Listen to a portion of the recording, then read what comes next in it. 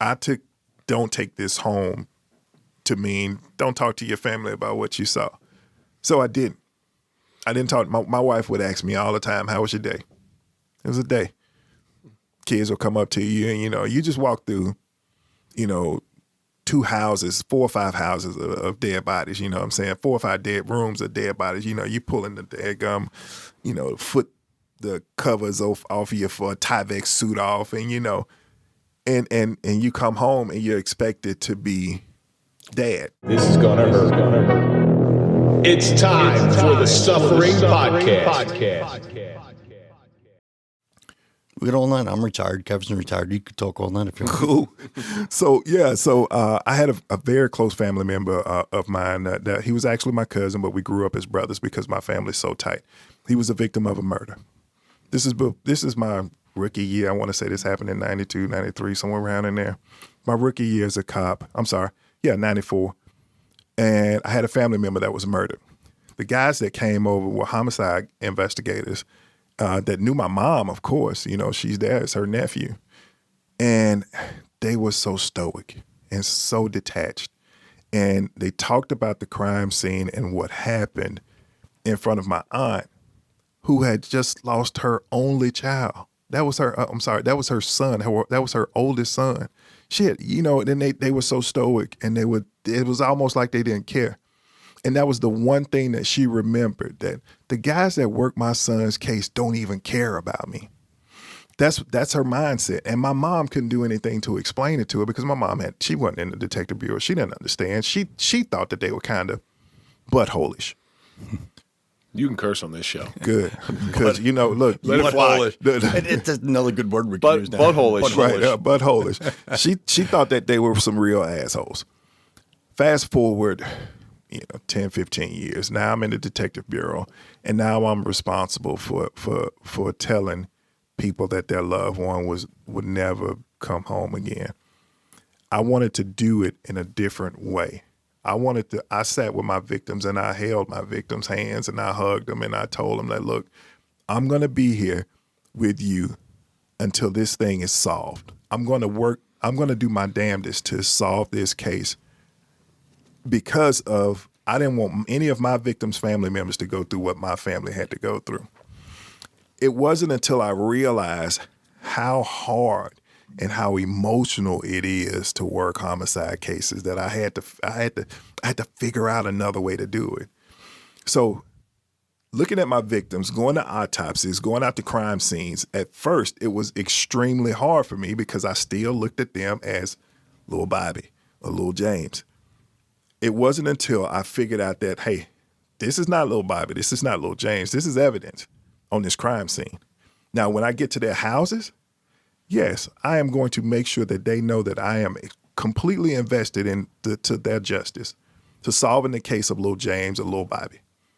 But while I'm out on that crime scene, that's evidence. I have to detach myself from the emotion because I'll miss something on that crime scene. But when I'm with the families, no. Well, so that's the reason I asked that is because when I ever went to any autopsy, we had to follow the body as a chain of evidence, like you said. Mm-hmm.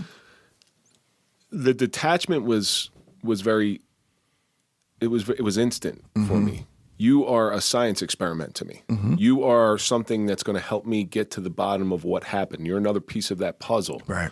So I was able to detach myself. I always found autopsies very almost fascinating. And I know they're wicked and they're cruel because it's a slab of meat at that point. Yeah. But when they cut it open and going to the gym my whole life and being an athlete, the things that I've only read about, I got to see in living color. It always fascinated me. Mm-hmm. But I imagine it did something to the back of my head. There's just no way that it can't. I always said you have to be like a chameleon. You have to change your colors for every you're investigated in a homicide or something. You're talking to the family. You got to be this person. Mm-hmm. When you go to the scene, you got to be a different person. You just have to keep changing your colors and go through the whole thing because there's different factions of it. Right. You have to be sympathetic when you're with the family. Mm-hmm. You have to be professional when you're with the scene. Mm-hmm. You had made a comment to me that sort of goes along with that. And it's like being unplugged from the matrix and then Yeah. trying to plug back in. Absolutely. Explain that one, because it was profound as hell. So when I say that being in law enforcement in general, but especially in homicide, is like being unplugged from the matrix. Okay, so I don't know if I'm sure y'all have seen the movie The Matrix, right?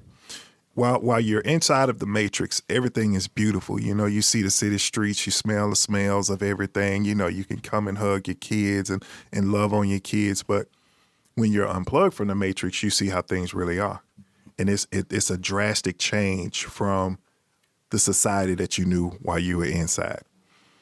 Being in law enforcement, for me, seeing what I saw as a homicide investigator was like being unplugged from the matrix. You really get an opportunity to see the worst of the worst. You see what everybody reads about. Exactly. Their worst nightmares. Mm-hmm. But As I say all the time, like when people call 911, you know, some of the guys say, "Oh, gee, another 911 call." You know, that is the most important the most important thing in that person's life at that point. Absolutely. They called. When you get there, treat it like it's the most important thing in your life. Absolutely. When you leave there, you can say, "Look, what a fucking idiot that was," you know, Right. Whatever you want to say. But that's the most important thing going on in their life, and that's what you're getting paid for, is to treat these people in the most important part of their life. You know who treats you well? And I have to throw this out because Chris and I were just there today. 3 acres. 3 acres. 3 acres at 400 Claremont Avenue in Jersey City. What a beautiful establishment there. The people are wonderful. So go to 3acresjc.com. You got to check out what these people have. And we always like to support the people who support our show. Absolutely. But then eventually at some point, Chris, you got to plug back into the matrix because you got to go home. You got a wife. You got family. Right. You got relatives. You got cousins, your mother. So how did you do that? Man, it took me years. It took me years to really understand what that meant. Y'all remember the training that they gave us in the academy, and especially when you go to homicide, they tell you, don't take this home. Don't take it home. Yeah, right. How in Easier the said hell than do done. you do that? You can't do that. It's almost impossible to do. RoboCop can. Yeah, RoboCop can, right? But You get that question when you come home from either your wife or significant. How was your day? Well, you know the funny thing about I RoboCop. just saw a dead body. You know, how do you think my day was? If you watch that movie RoboCop, even RoboCop had emotion. visions of the past. right, that's right. And that's so that movie was what it was. You know, it was a high action thriller, but there's more to that movie than meets the eye. That's right. You can unplug somebody from the matrix, but you know, you can't totally Right.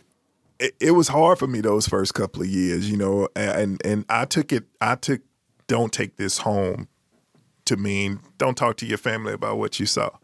So I didn't talk. My wife would ask me all the time, how was your day? It was a day.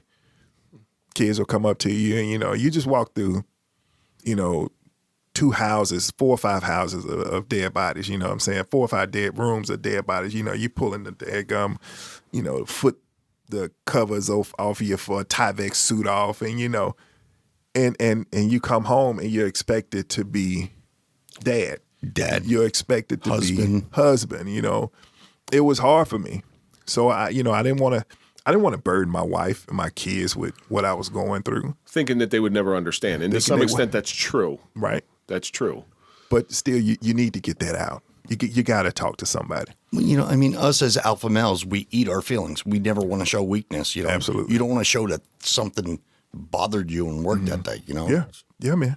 Completely understand. So that's why I think for that first almost year or so, I suffered through, you know, not knowing how to get those feelings out, not knowing what to do, and the only way I could do it was, you know, I drank a lot.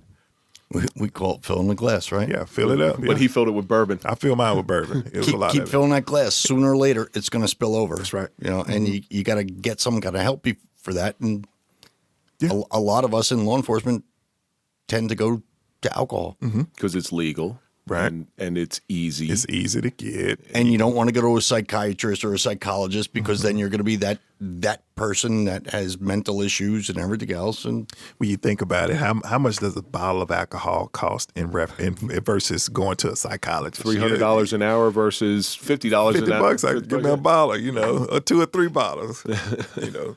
Depends on what your tastes are. Yeah, exactly. But that right there shows the humanity behind police work. And that's something that it's very easy to forget when the boys in blue show up, or the boys in the homicides. The DB always had to wear suits. So it's just, I'm like, I always pitied everybody in the DB for having to wear suits. Dude, you gotta go back and look at some of my suits because I was a pretty snappy dresser. That was part of the record. You had to be able to dress when you go to homicide because it was a competition. It was a competition. That's right, man. Yeah. See, we had 2 shifts when we were in the bureau. We had the 8 to 4 shift and 3 to 11, and then after 11 in homicide, working homicide. Okay. All right. My town's a square mile. We didn't have too many homicides, so the day shift had to wear suits. Right. 3 to 11 could come in, dress down a little bit, golf shirt. I used to switch all the time. 3 to 11. I ain't wearing a suit. I'm not doing it. I'm not a suit and tie guy. I just don't understand how. I mean, I know we had to do it. I know there are some departments out there that are not that large, and they have to, swap out shift, and I don't know how and plus I come from a department where we had way more homicides than what we probably should have had, but there'll be no way I could work a homicide that's been handed down from another investigator or started off 24 hours after the homicide happened. There's no way I could do that. I would be shitting bricks when I got into that case. You got to be there from the get-go. You got to be there. You got to be out on the crime scene. You got to see what's happening. You got to feel what's happening in those streets in order to solve a homicide. It's not just go and pick up the evidence, go to the autopsy, talk to a few people. No, it is a feeling. It is way deeper than what a lot of people understand. Well, I mean, that's what I was saying. Getting back to the social media question, we had 2 people hit by a car. I didn't catch the case until like 2 days later. Ooh. No. Well, no, thank you. Hey, thanks. Here, it's going to be yours. I wasn't there when, the accident, the accident reconstruction was there. I wasn't there when the patrolman was there. No. I knew nothing about it. No, I don't want no parts. Henceforth, it was never solved. Well, I think the suit idea, if I had to guess, is a lot to do with constructive authority. Absolutely. So you go look at a cop who really is squared away, takes care of their uniform, shines their shoes, and that was me, and I know that was you as well, because that allows me to arrive on scene, and automatically my presence is there. Right. All right. It's just one less hurdle you got to go over. And I'm assuming with your suit, and if you're well dressed and you're well presented, people are going to say, okay, now they're calling the cavalry in. Right. Absolutely. There's a different feeling. Almost. There's a different. You're looked at way different than if you're a sloppy cat with half your shirt untucked and kind of like I'm looking right now. No, I'm joking. The donut stains. On your shirt, right? Yeah. I mean, especially showing up at 6'5", too. Right? Like, this guy's in charge. Right. So yeah, we always had to stay squared away, man. That was one thing that the guys on my team, the guys that I work with, we all took pride in our appearance. So whenever we could get in and work out or run or do something together, even go and play golf, we would always do that. It was a great team. It was a great camaraderie. What you see on First 48, that was us. That wasn't acting. We didn't have scripts and lines and all that other stuff. No, that was us as a unit, as a team. All of us wanted to be there for each other because we spent more time with each other than most of us spent with our own families. Now, how did you get approached? You got approached while you were an active detective or detective sergeant to do First 48. Like, how's that happen? So it wasn't like they approached me. It was I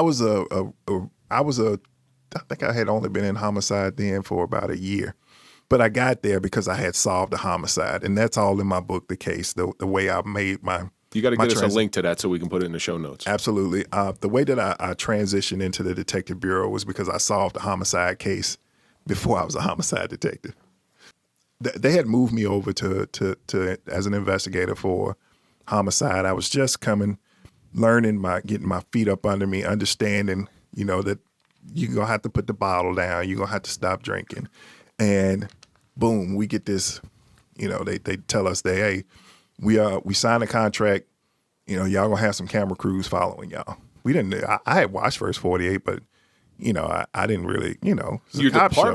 department did it. Yeah. Oh wow. Yeah, that's the only way they get in. None of the guys that are on First 48 get paid, or they're not paid investigators. They may, I don't know what they do. I know they bought us some equipment, things of that nature, but it's not a gig. So at any rate, I'm sure that's how the show Cops is too. right. Cops is the same way. Actually, I knew somebody on Cops, the guy from Patterson, Passaic County Sheriff's. County. Yeah, the guy's in. So out of his mind. the guy, yeah, he's nuts. Mm-hmm. So the guy in the back of the seat calls him. No, I don't think it was on the show, but it was on another call that I was on with him. He says, "Hey, Essay, what are you doing?" He goes, "Did you just call me a fucking book report?" I swear. Oh, really? Yeah, that guy was out of his mind. But those TV shows, because people watch those TV shows and they think, okay, this is scripted, this isn't real, but you're telling me everything is 100%. So, yes and no. So there are a few things that are not that are scripted, just to tie the story in. Everything that you see on the crime scenes, everything that you see when they're interrogating people, everything that you see when they're out talking to witnesses, that's all real. When they first arrive on the scene and the investigators are walking into the front door, unless they've changed things, I know for all of our cases, that was all real.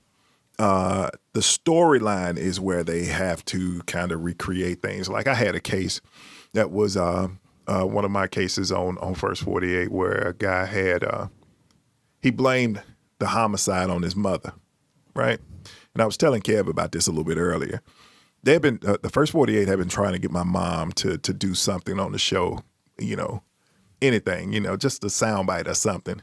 And my mom's an old school cop. Old school cops, we don't get on TV. We don't talk. We won't talk to nobody. You know what I'm saying? It's like the mafia. Right. Yeah. We don't say nothing. We don't say nothing. You taking pictures, we moving. But again, you move it in today. Every cop's talking, every gangster's talking, everybody's talking now. So so that was a case which I'm so glad. I thank God that my mom did it. She finally decided that she was going to do it. Now that scene was created. I'm not going to say how you can tell. I'll do that on my podcast. When you have your mother on your podcast, Right, you stole her idea. When I have my mom. No, but I like how you turned out. right. But yeah, so my mom was always my greatest inspiration when it came to police work, man. She just, and she's still like that now, even in her 70s. She's still a cop. She'll ask me, well, what did you do when, you had this officer do this? You're supposed to do this, and this. It's just like, that's our motherly son talk. So anyway, getting back to the story, but yeah, they recreated that entire scene. So it's things to help tie the storyline in together that are recreated, but everything else is real. While you were on that show, or your second show, Reasonable Doubt. Mm-hmm. I want to know this because I've done this before. When you know a camera's on you, did you ever give that deep introspective look on purpose? No. See, I've done that on accident scenes where I'll crouch down and I'm doing this because I know the news is over there looking at me and right, dude. So okay, so let me tell you about Reasonable Doubt. Now, it took about 4 or 5 episodes in that they realized that Chris I don't have a poker face. I don't, and I know that. So I'll tell everything. You can tell by my facial expressions. If you tell me some bullshit, I'm gonna be like, that's some bullshit. This is my facial expression. I've actually seen you on Reasonable Doubt. Look at the guy go. Yeah, exactly. So what they started doing was